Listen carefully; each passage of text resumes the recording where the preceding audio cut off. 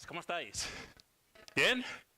Sí, buenos días a todos y a todas. Bueno, para todas las personas que no estuvieron ayer, como sabéis, venimos del 2034, tenemos una misión muy importante aquí para poder trasladar el futuro, para desde este presente construir un futuro espectacular. Pero, como sabéis, esto no es un trabajo que estemos haciendo solas y solos, y Youth Business Spain está aquí con nosotras y nosotros para poder llevar a cabo esta misión. Nos metisteis en un lío, tenemos que decir, ¿eh? ¿Sí? Bueno, mandasteis la bola esa del tiempo ahí a Serrano, que muchos la conocéis, a la sede apareció aquella bola con la misión, Sí. Nos asustamos bastante. Bueno, en realidad... Pensábamos que era una broma de César o algo, pero al final resulta que ha venido un tío del futuro. Sí, bueno, en realidad más bien nos metió en el lío Felipe V, claro, al construir la bola, y poder ver a todas estas personas, ¿no? Quienes iban a proyectar el futuro, dijeron, sin Youth Business Spain no puede ser esto, entonces, Ahí estamos. ¿qué vamos a hacerle, en verdad? Sí, la verdad que yo tengo que decir que estoy impresionada con lo del futuro. Sí. Yo esta mañana justo me han entrevistado en un programa de radio y les he contado, me han preguntado, ¿qué pasó allí y tal? No sé qué, porque la verdad es que mola, ¿no? Lo del Futur Lab, Sí, no sé qué. Y les dije, bueno, pues apareció un ministro del futuro y me dijeron, ¿y cómo iba vestido? Digo, ostras, bueno. Digo, pues mira, iba de blanco, ayer iba de blanco y tal, y entonces hemos hablado un poco, porque yo me he puesto de dorado, porque yo nací en los 80, entonces en mi generación, y aquí hay mucha diferencia intergeneracional, el futuro eran los brillos. Sí. No sé si hay gente aquí que ¿para quién eran los brillos y las cosas? Levantar la mano para los que eran los brillos. Bastante gente de brillos, ¿no? Los de la radio me decían igual, porque había dos y decían, sí, es verdad, los brillos, no sé qué, los plateados, el papel albal, no sé cuánto. Y sin embargo, la gente más joven dice que no, que para ella el futuro es Futurama. Comentaba un compañero el otro día, yo, claro, a mí Futurama ya me pilló un poco grande, pero tú que vienes del futuro, como en la historia, porque yo me he puesto así, lo mismo voy a echar un cuadro si voy al 2034. Pues mira, Sara, no sé si podéis ver, el fosforito ha vuelto. Sí, así es, pero no solo ha vuelto el fosforito, sino que además el albal también está muy de tendencia, el dorado está muy de tendencia. En realidad, ¿sabes lo que ocurre con el 2034? Que la tendencia es la diversidad. Muy bien. ¿Qué te parece? Me parece fantástico. Cada uno que se ponga lo que quiera. Claro, exactamente. Claro. Y si es sostenible, mejor. Digo yo, o no, os ha ido de las manos lo de la sostenibilidad. Estamos en ello, sí. Hostín. Wow. Mierda. Cógelo tú, que yo no me atrevo a coger el artefacto este. ¿Has visto? Parece que lo dirijo. Ven. Wow. Joder, Felipe V se lo ocurrió, ¿no? Con la máquina. Está dándose una vueltita buena, ¿eh? Trae hasta cosas.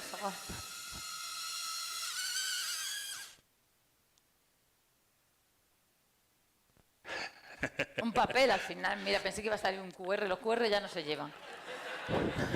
Evidentemente viene del futuro. Venga. Sara. Cuéntame. Es nuestra próxima ponente. Genial. Sí. No sé si lo sabéis, que además de YBS, con nosotras y nosotros van a estar durante estos días 4 ponentes muy especiales. Estas personas que han propiciado que los próximos 10 años sean realmente inspiradores, ¿de acuerdo? Inspiradores para vosotras y vosotros. Así es. En primer lugar, vamos a presentar a una persona que ha contribuido al emprendimiento juvenil de una manera incuestionable. Tenemos ante nosotros y nosotras a una persona que... Estoy pensando... Sara, ¿qué te parece si presentas a Sara? Vale. ¿Sí?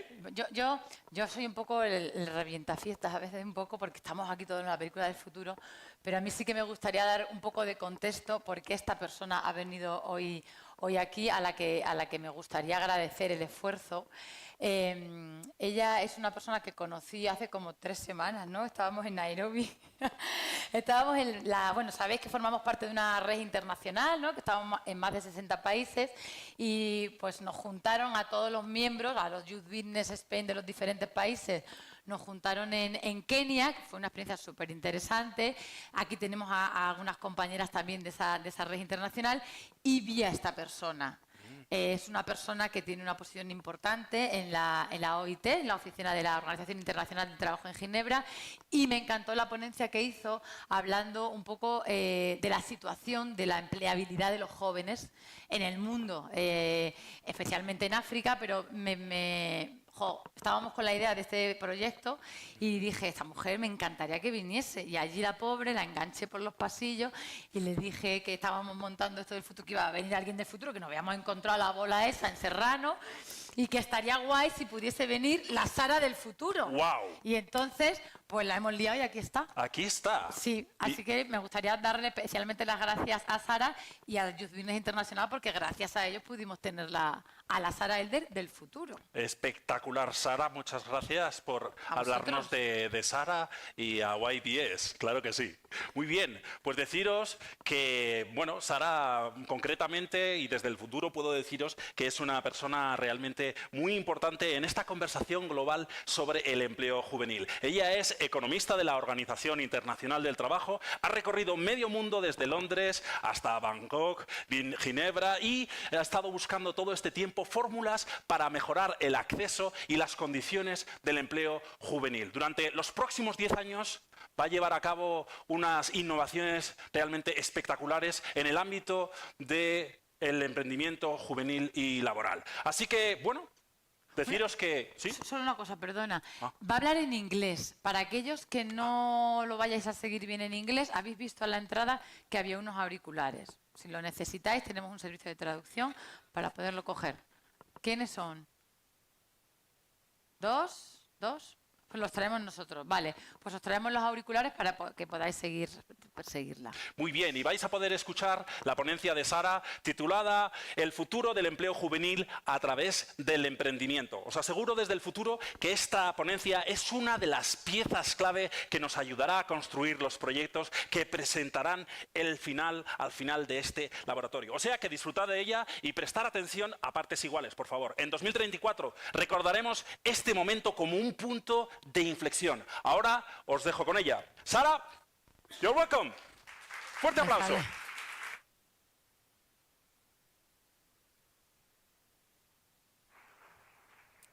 Gracias, che bello questa introduzione. È un gran placer estar aquí contigo. And ladies and gentlemen, that exhausts my Spanish. Thank you very much. So,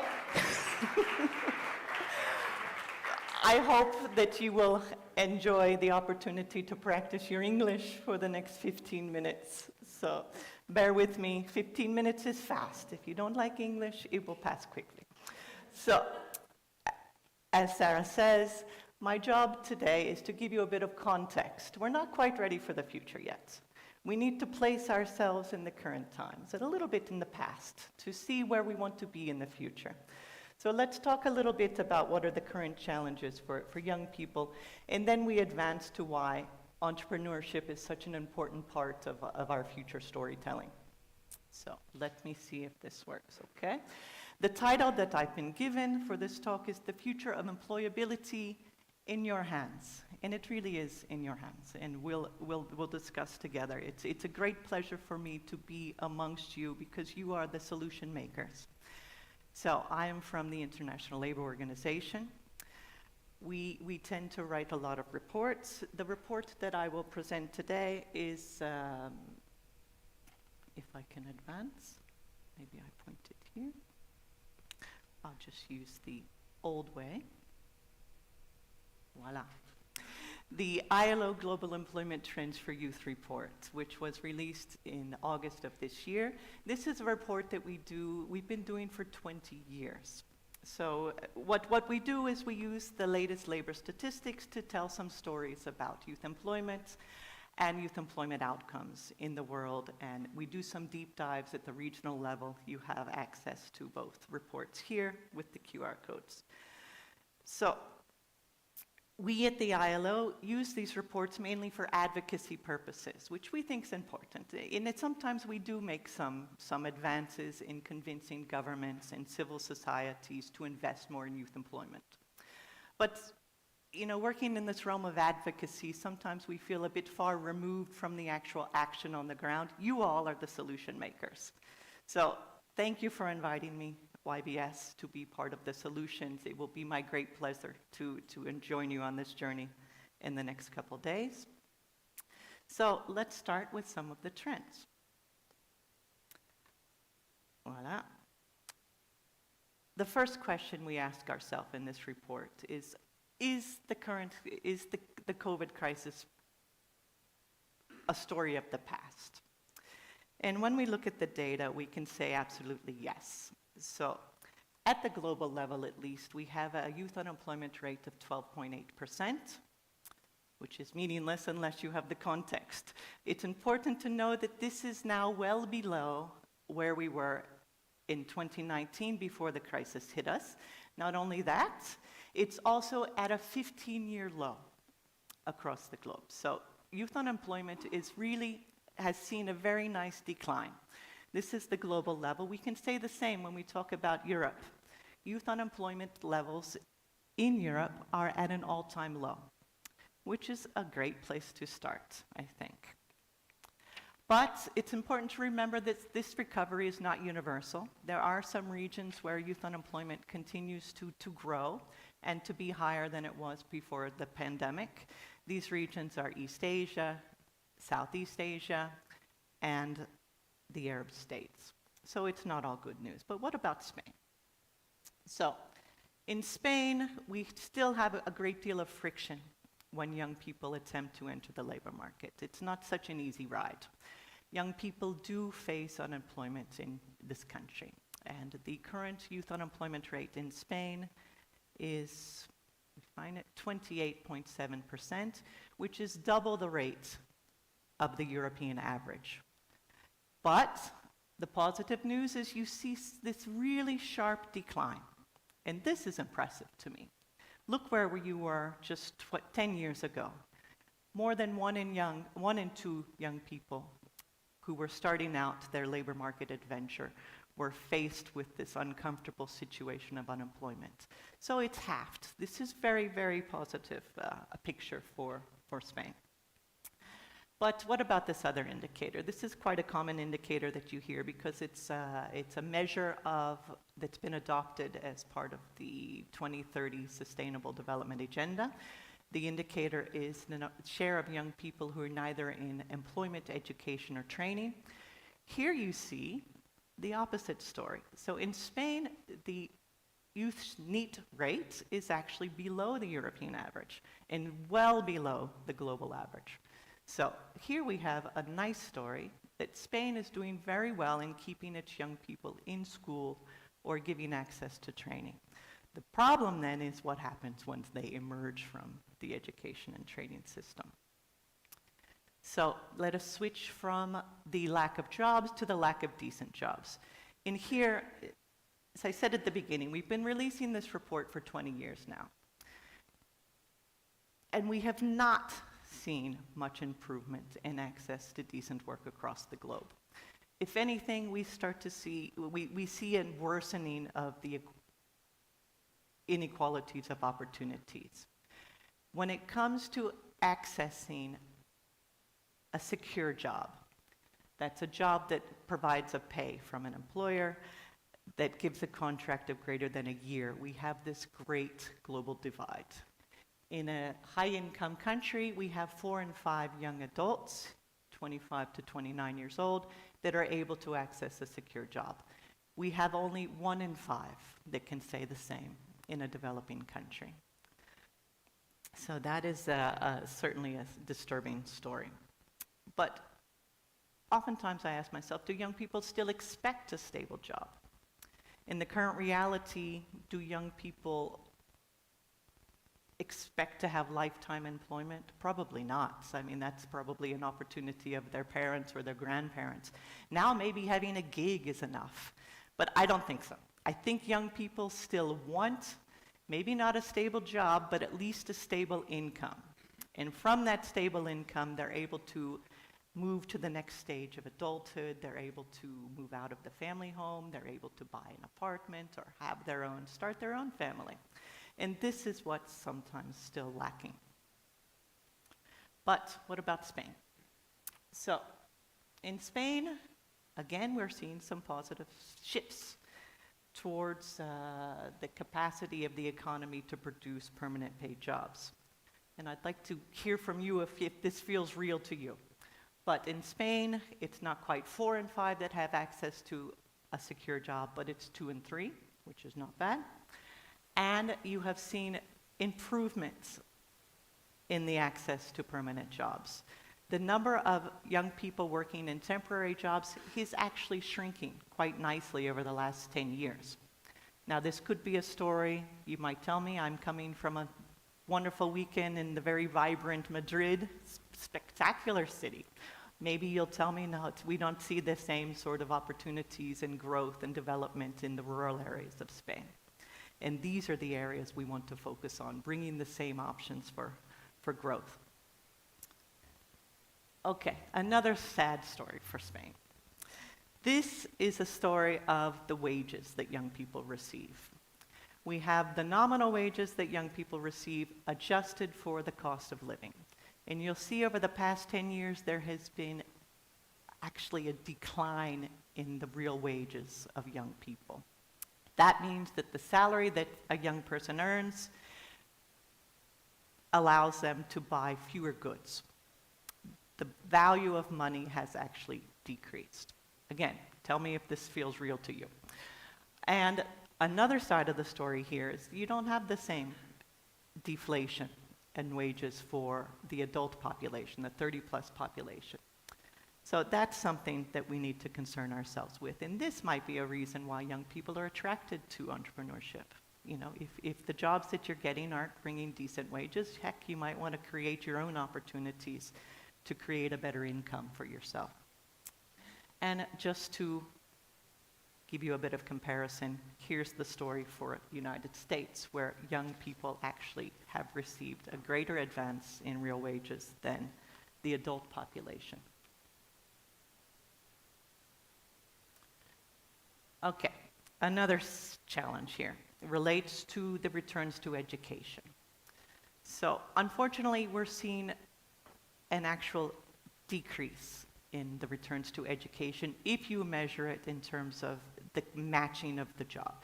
So if you get a university education, you would expect to have a job that matches your skills level.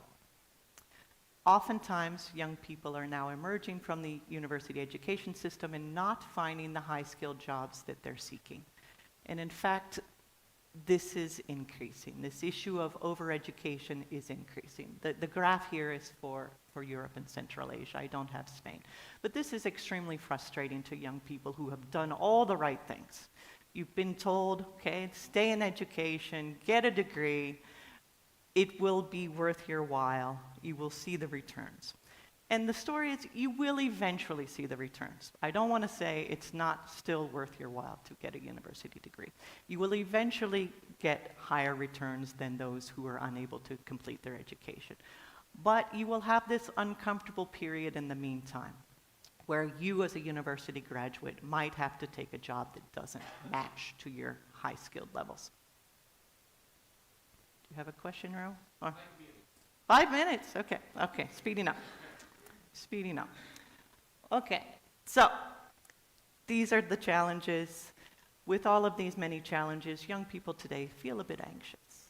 I think this is a worrisome thing, because even we've seen some progress in the statistics. Youth unemployment rates are down, access to permanent jobs are up, yet young people still feel quite stressed about their labor market future. And you see some of the statistics here. 1 in 2 feel that they are not doing as well as the parents' generation. This is, I hate, if we have a situation of reverse social mobility, this is exactly what we need to fight against. And what this picture shows is that it's our job in the room today to help young people overcome their anxieties and still have hope and optimism about their future. How do we do that? Well, we give them options. And one of the options that it's very important to keep on the table is entrepreneurship.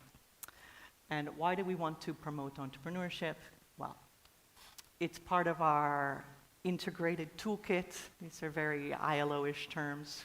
We talk, when we work with governments, we say, you have to put all of the tools on the table. You have to have an integrated approach to supporting youth employment. What this means is you have to look after the economy. You have to make sure the economy is growing and that you're investing in the sectors where young people will want to work. Maybe the digital sectors, the green sectors, and this is important, keeping job growth moving. Now, when you have job growth moving, you also need to make sure that young people are well skilled and well educated to fill the available jobs. So we are very concerned about the issues of skilling and training. Then we want well-functioning labor market institutions that can help young people work through their school-to-work transitions and give employers the motivation to hire young people through active labor market policies and programs, including entrepreneurship support. All of these are part of our solution areas. And why do we feel that it's so important to continue to invest in labor market policies to support young people? Well, we're convinced that it works. In fact, we know that it works to support job creation and to improve the income levels of young people. How do we know that it works? Well, we have some very smart people that have done studies to tell us that it works. And you have the link to a report here that was produced by the ILO and the World Bank, where they meshed together over 200 impact evaluations on active labor market policies to show that, yes, active labor market policies do help to grow jobs for young people and support incomes. Now, which of these active labor market policy areas has the best bang for the buck? It's entrepreneurship. So this is very good news. We can all celebrate and feel good about the work that we're doing. Now, we can still improve how we go about dealing with entrepreneurship. Remember, entrepreneurship is in your hands. You can do it better. You have to go broader. So you cannot just teach a young person about building a business. You also need to make sure that their soft skills are looked after, that they're getting the digital skills that they need, that they understand their rights at work. So you need to have the full package. Also, the longer the program of support, the better. The evidence shows us this. So I finish with the importance of keeping options for young people. Young people need options. The pathway of each young person is going to be different. And yesterday you talked about the connections. Each young person is making connections. One connection leads to the next connection, leads to the next connection. And putting those options in front of them keeps the hope alive. And I think, when I talk to young people, they seem to be inherently optimistic. I think it's when you get older, like me, that you start to deal with the pessimism. The world is crazy today. You do have these big challenges. You have climate change, you have crazy geopolitical settings that you're having to deal with. And of course, struggling to meet the digital technology, keeping up with everything. I mean, there was a World Economic Forum report recently that said 20 years from now, 80% of the occupations of the future don't exist now. We don't know what the future will bring.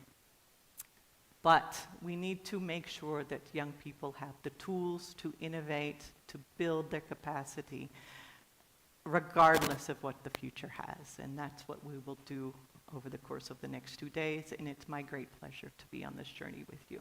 Thank you for your attention. Perfecto. Sí, sí, sí. Thank you very much, Sara.